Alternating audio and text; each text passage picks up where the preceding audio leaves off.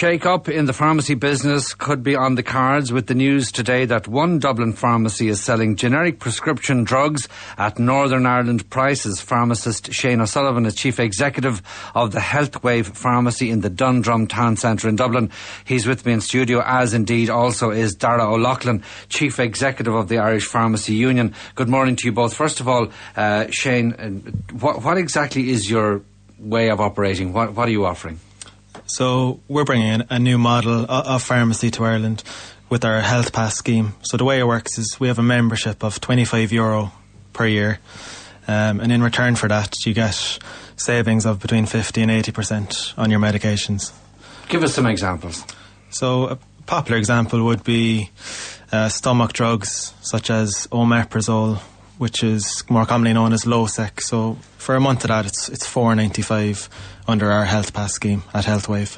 And what would you pay across the road in another pharmacy? It depends. The brand original, could be between 20 and €25. Okay, what else? Cholesterol drugs are also quite popular. So we've atorvastatin, which is more commonly known as Lipitor. Again, that's $4.95. For what, a month's supply? For 1 month. And what would typically the customer be asked to pay that down the street for that? It's usually in around €10. So you're talking about a 50%, and that's a rolling cost, because generally people are on those kind of drugs. Yeah, so we're for the rest of their lives in many instances. We've people saving up to €500 a year through our Health Pass scheme, which is great. Where did you get this model from? It's a model in use in the US actually. With Walgreens and CVS are two big examples where there is a membership fee, and in return, great savings passed on to you. So it was kind of taken from there, yeah. And if somebody walks into your pharmacy in Dundrum and says, "Look, I don't want to join; I just want the product, the Torvastin or the equivalent," what do they pay? So instead of the $4.95. So again, our walk-in prices are in line with what would be seen in the likes of Boots or Sam Macaulay, which are the only two pharmacies that have come out publicly with their prices and reduced prices in recent years. So we're still competitive for walk-in customers. And do you see this as the start of something that will expand it? Would you hope to develop a chain, or is this just you operating solo?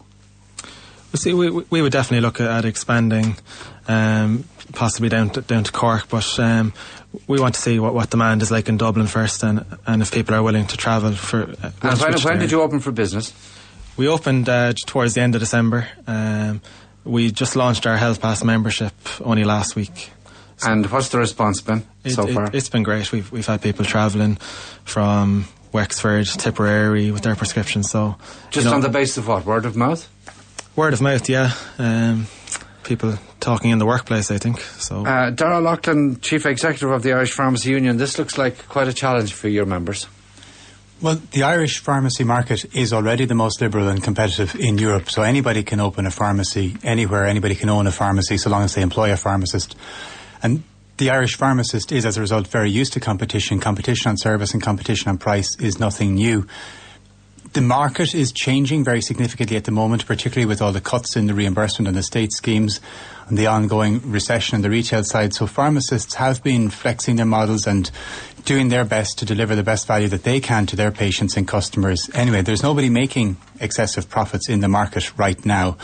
Most pharmacy businesses are saddled with very, very high cost bases that would have ratcheted up in the so-called boom times, upward-only rents, high local authority rates, high property prices that would have locked in high loan repayments and so on. So the Grant Thornton survey last year showed 1 in 4 pharmacies is currently making a loss.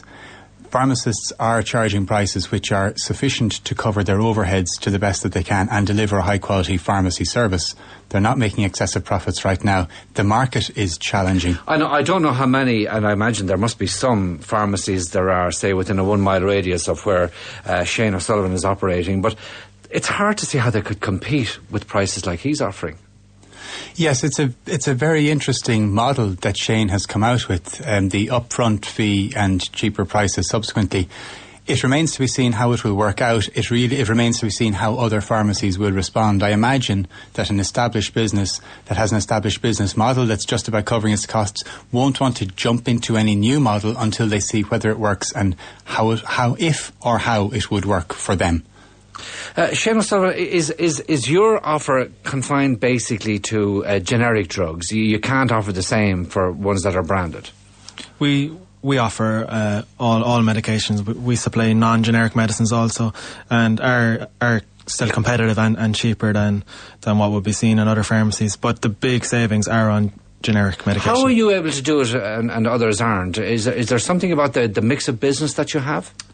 Well, as Darragh said, they're traditional pharmacies do have a very high cost structure. So we've come in very lean here. We've cut out the cosmetic side of the business. So we believe health and beauty are two completely separate things. So we don't have those high inventory, premium cosmetic brands and perfumes. So we're focusing on technology on our website and, getting higher volume and passing on some margin back to the customers. The suggestion then here, Darragh, seems to be that if you weren't engaged or if your members weren't selling perfume and cosmetics, they'd be able to supply the drugs to you. With big chains, with big retail operations, we've got small independent pharmacies. The mix that's there has served the Irish consumer very well. With big chains, with big retail operations, we've got small independent pharmacies. The mix that's there has served the Irish consumer very well over the years. And some pharmacies would have a big cosmetic and front of shop business in supermarkets and high streets and so on. And that actually, in some cases, is subsidising the supply of medicines, particularly on estate schemes where the reimbursement levels are very, very low. The other thing, I suppose, as well, for the consumer, if you've got a high monthly drugs bill, once it goes beyond a certain point, the state system kicks in. There is the reimbursement scheme. So maybe the service that you're offering wouldn't be that relevant to many people. We had a good example of that on Monday. We had a woman who is paying €144 per month, which is the current drugs payment scheme threshold, and above that the state paid the balance. So with the prices at HealthWave, she ended up paying €100 per month. So not only was she saving over $500 a year, the state were also saving in the region of $250 a year. So we are, with our prices, we are looking to bring people down below the monthly threshold and off state reimbursed schemes. And the other thing too, Darragh Loughlin, is that a lot of people, it's a kind of a day out for them. I know of cases where, say, there's a group of women that I would know of, they take the train, they go up north, they have a bit of a day out, they shop for their prescription drugs in Newry, and what they save up there covers the cost of their day out. It's not only prescription medicines that they shop at, and yes, people do travel from all over Ireland to Northern Ireland, to Newry and other towns like Enniskillen to go shopping for the day, to have lunch and to enjoy the day. And they do believe that the savings they make, whether it's on groceries or alcohol or on medicines, are covering the cost of what can, I will admit, be a very pleasant day out. But we shouldn't I think that we're in danger of over-focusing on the price of medicines, because pharmacy is not about the price of medicines. Pharmacists are about healthcare. It's the most important thing. It is very important. Medicine prices are falling, Sean, and falling consistently. The ESRI has said medicine prices in Ireland have fallen by 30% between 2008 and 2012.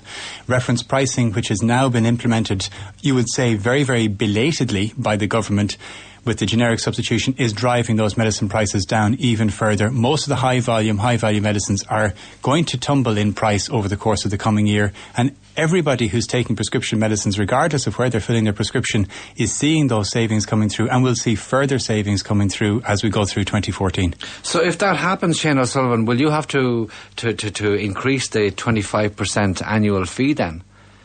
I don't think so. I don't think prices are going to come down as far as what we are charging, even with reference pricing.